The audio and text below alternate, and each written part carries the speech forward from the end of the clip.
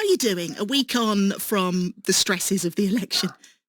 Oh, well, obviously it's quite a relief to sort of wake up and not have to go and walk miles and miles and miles and deliver leaflets and knock on doors. But on the other hand, obviously it's democracy. We're all part of it. We're all privileged to serve. But it's obviously it's extremely disappointing on a personal level when it comes to an end, because it was an amazing job. I did love every minute of it. It is a fantastic constituency, and serving people is, I think, it's the best way to spend your life. So that was a real sense of vocation and purpose for me, and clearly there's a big adjustment for me and also for my team, who've been amazing and been with me for many years. So it's a lot of sad moments as well.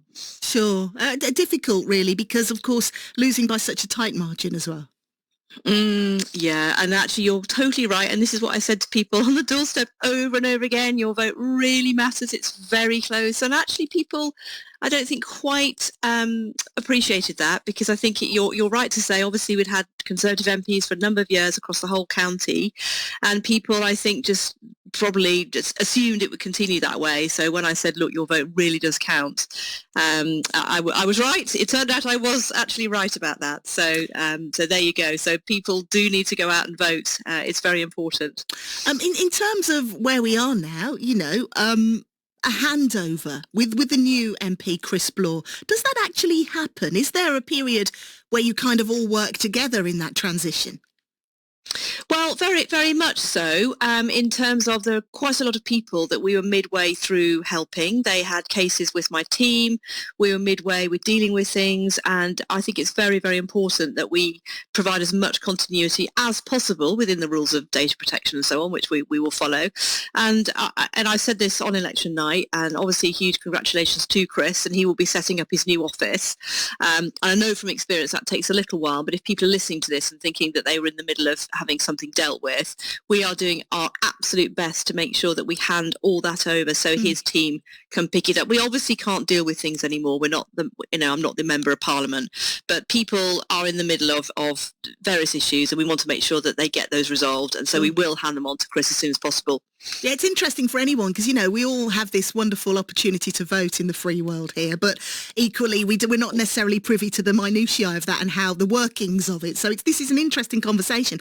And what about you? What's next for you then? A job outside of politics? I don't know. Well, Tammy, it's only a week since this all happened, and it's been a whirlwind. A bit on the Friday, I was the officiant, the celebrant for my oldest son's wedding. Oh, that's lovely. So I went straight from the Count to London to perform that ceremony, which was a huge mix of emotions, as you can imagine. Obviously, a lot of joy, but a lot of sadness. And I think, it's a bit like a grieving process for me personally. I need to think about what I want to do, but I also need a bit of time off and a bit of time to reflect, as I think our party generally does. We haven't done well at all across the country. So I think I'm going to stay connected to politics, but just not quite sure yet exactly how. And I want to say, obviously, if I may, because I've had so many messages from people who voted for me and even people who didn't actually, and it's been really lovely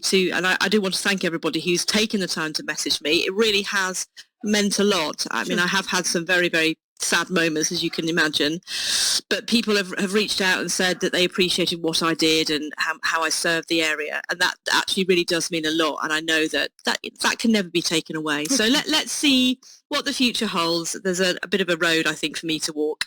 Well, 2029 is a long way away, but I've got to ask you, got to ask you the question, haven't I? So I wouldn't be doing my job. Do you want to?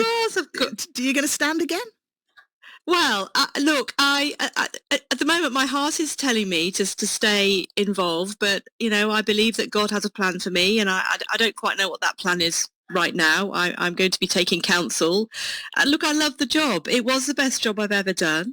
I had the opportunity to serve the best people in Redditch and the villages, and doing that job, it does leave a hole. So let's see. I need to talk, obviously, to my association and local party, and all of those discussions haven't happened yet. But I'm hoping that it won't be goodbye forever, if you can put it that way.